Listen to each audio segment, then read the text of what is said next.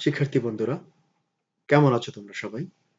আজকের চমৎকার শীতের সকালে আমি তোমাদের ইংরেজি শিক্ষক গাজী সালাউদ্দিন স্বাগত জানাচ্ছি আজকে একটি টিউটোরিয়ালে। আশা করি ইংরেজি গ্রামারের এই টিউটোরিয়ালটিতে তোমরা আমার সাথে প্রথম থেকে শেষ পর্যন্ত থাকবে এবং গ্রামারের একটি গুরুত্বপূর্ণ বিষয় সম্পর্কে ভালো জানতে পারবে। তাহলে চলো শুরু করা যাক। তোমাদের সকলকে স্বাগত জানাচ্ছি।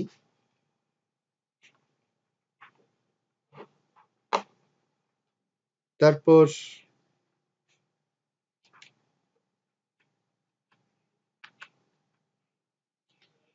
আমরা জানি পার্স মানে কি? বিভিন্ন সময় তোমরা এই শব্দটির সঙ্গে পরিচিত হও। Parts, body parts, machine parts. Parts হচ্ছে অংশ। আরেকটি হচ্ছে অফ। অফ অর্থ কি? অফ অর্থ হচ্ছে এর। আরেকটি হচ্ছে আমরা সবসময় কথা বলি। পৃথিবীতে এমন কোনো লোককে খুঁজে পাওয়া যাবে না, যদি সে সুস্থ সবল মানুষ থাকে, সে একবারে কথা বন্ধ থাকে। একমাত্র যাদের কথা বলতে সমস্যা হয় তারা কথা বলতে চায় না। কথার ইংরেজি প্রতিশব্দ হচ্ছে স্পিচ বা ওয়ার্ড। তাহলে পার্টস অফ স্পিচ এটাকে কি বলা হয়? পার্টস অফ স্পিচ এটাকে বলা হয় কথা বা বাক্যের অংশ। বাংলায় বাংলা দ্বিতীয় পত্রে তোমরা যারা পড়ো তারা জানো যে পদ বলে একটা টপিকস আছে। পার্টস অফ স্পিচ মানে হচ্ছে পদ। এখন আমরা জানতে চাই পার্টস অফ স্পিচ এটা কি? আমরা অর্থ শিখলাম। পার্টস অফ স্পিচ মানে হচ্ছে কথা বা বাক্যের অংশ। এখন একটা সংজ্ঞা যদি যেতে চাই তাহলে আমরা পার্টস অফ স্পিচ এর সংজ্ঞা হচ্ছে সেন্টেন্স এর অন্তর্গত প্রত্যেকটি অর্থবোধক ওয়ার্ডকে পার্টস অফ স্পিচ বলে। সেন্টেন্সের অন্তর্গত প্রত্যেকটি অর্থবোধক ওয়ার্ডকে পার্টস অফ স্পিচ বলে। এই সংজ্ঞাটিকে আমরা যদি সংক্ষেপে আলোচনা করি সেক্ষেত্রে এখানে দুটি জিনিস পাওয়া যায়। একটি হচ্ছে একটি সেন্টেন্স এবং এর অন্তর্গত অর্থবোধক ওয়ার্ড।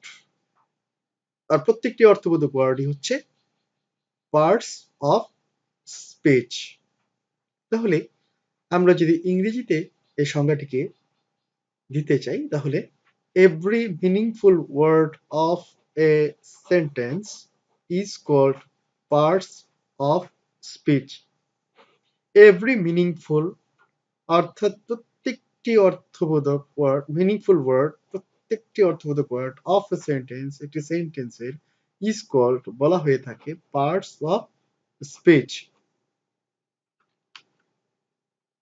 জেসি নেসফিল্ড নামে একজন ব্যাকরণবিদ ইংরেজি গ্রামারের, তিনি বলেছেন the different kinds of words are called parts of speech. The different kinds of words are called parts of speech. এটিকে যদি আমরা বাংলায় বলি তাহলে বিভিন্ন প্রকারের শব্দগুলোকে পদ বলে। অর্থাৎ বিভিন্ন ধরনের শব্দই হচ্ছে পদ বা parts of speech.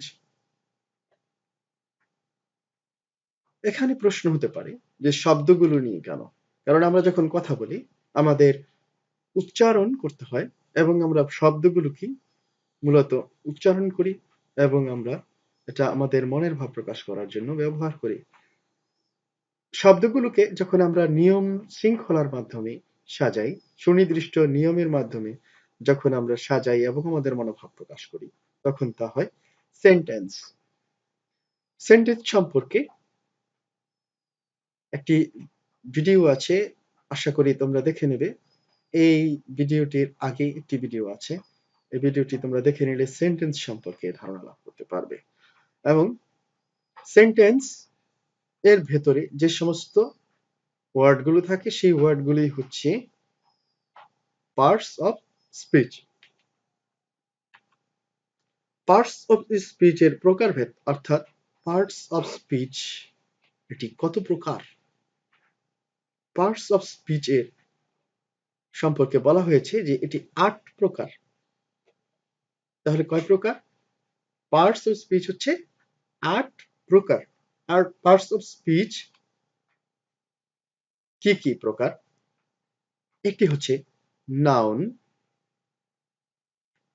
Pronoun, adjective, verb, adverb, preposition, conjunction, interjection.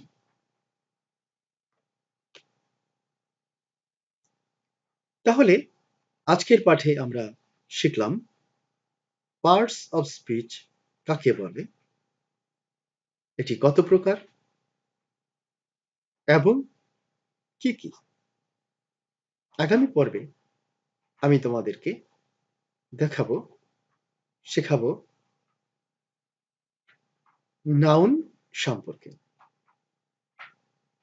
আশা করি তোমরা আগামী টিউটোরিয়ালটিও দেখবে। তোমাদের সকলকে অনেক ধন্যবাদ। যারা এই টিউটোরিয়ালটি দেখেছো এবং এই টিউটোরিয়ালটি দেখে ভালো লেগেছে তারা অবশ্যই আমার চ্যানেলটিকে সাবস্ক্রাইব করবে, বন্ধুদের সঙ্গে শেয়ার করবে, লাইক, কমেন্ট করবে আরো কিছু কি সম্পর্কে তোমরা ভিডিও দেখতে চাও সে সম্পর্কে। সবার সুন্দর ও মঙ্গলময় জীবন কামনা করে আজকের মতো শেষ করছি। আল্লাহ হাফেজ।